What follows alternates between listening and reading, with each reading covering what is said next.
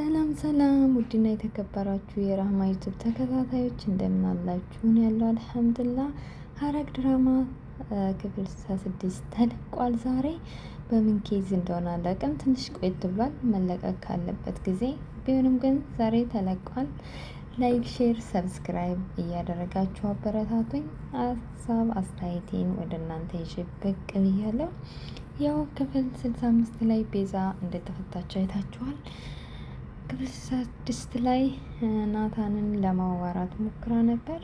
ያው እንዴት ተፈታሽ፣ እንዴት ወደ ቤት መጣሽ ብሎ እንዲጠይቃት ፈልጋ ነበር። እሱ ግን የራሱ ችግር አለበት ትቷት ነው የገባው። ኤፍራታም ወደ ቤት አልተመለሰችም ነበር እንዳያችሁት። ያፌት ጋር ነበር ያደረችው። ገኒም በጣም ስትጨነቅ ነበር ያደረችው።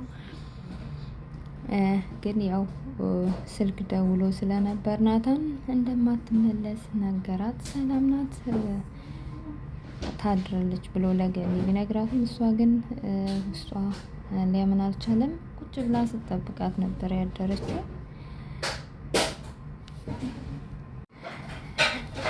ኤፍራታም ሳትመለስ የዋድራ ጠዋት ላይ ቤዛ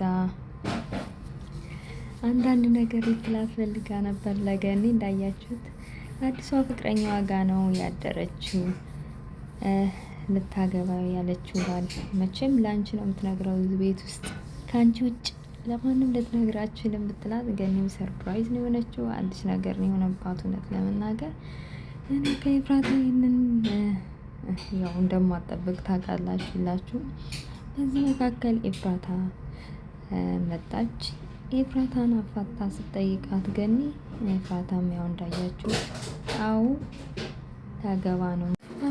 ላገባ ነው አዲስ ፍቅረኛ ጋ ነው ያደርኩት በማለት መልስ መለሰች። የራሳችሁን ህይወት ኑሮ ስለ እኔ ህይወት አታስቡ ብላ ለገኒ ስትላት ገኒም ያው እንግዲህ ፌንት ነቅላ ነበር እንዳያችሁት። ቤዛና ናታን ወደ ቤት ይዘዋት ገቡ። ለማረጋጋት ሞከሩ።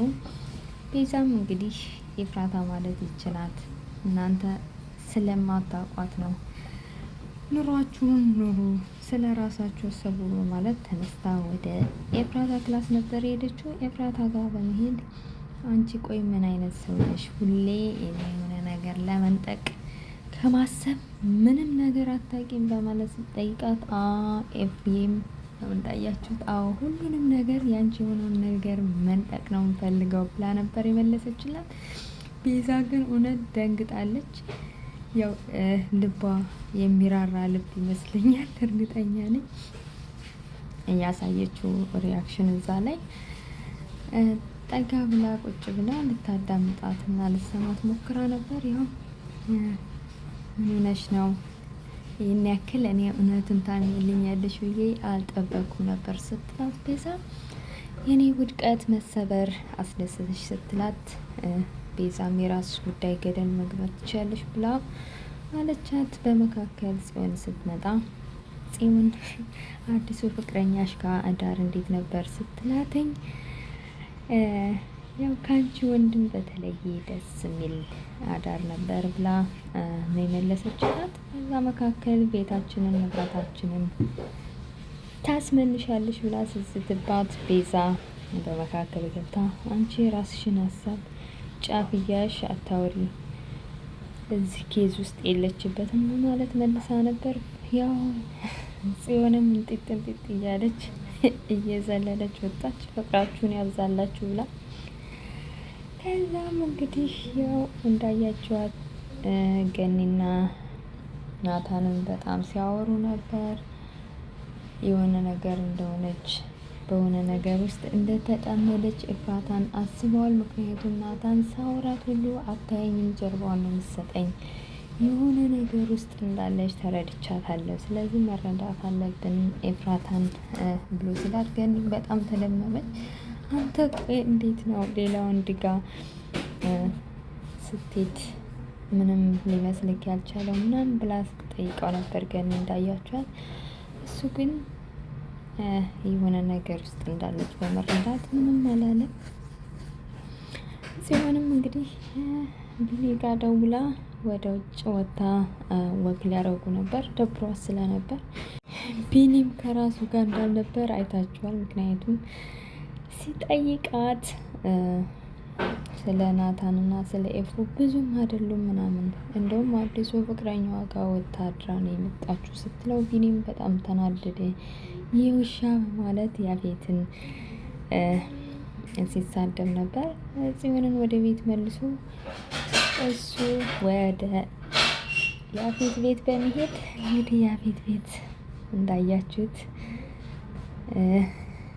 ባይዘዌ በዚህ መካከል ሂዊ መታ ነበር። ቤዛና ሂዊ ሲያወሩ እንዳያችሁት በጣም ልቧ ራርቷል። ቤዛም ለሂዊ እያወራቻት ነበረ።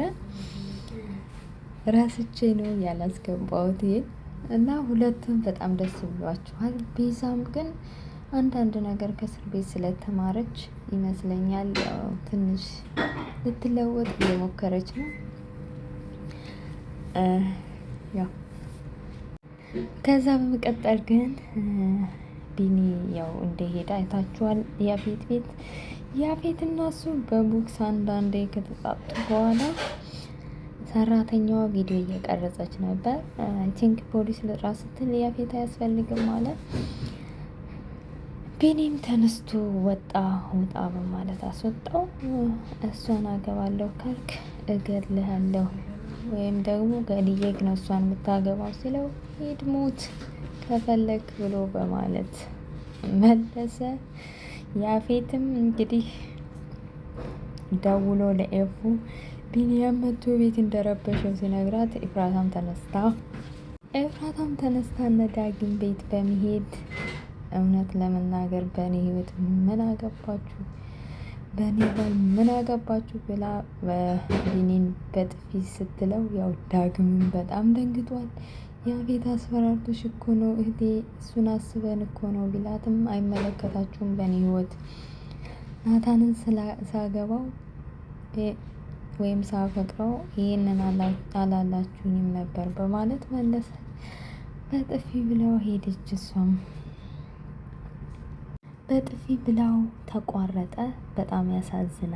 በጥፊ ብላው ነው የተቋረጠው። እንግዲህ ክፍል 67 ላይ ምን እንደሚፈጠር አናውቅም። ላይክ፣ ሼር፣ ሰብስክራይብ፣ ኮሜንት እያደረጋችሁ አበረታቱኝ።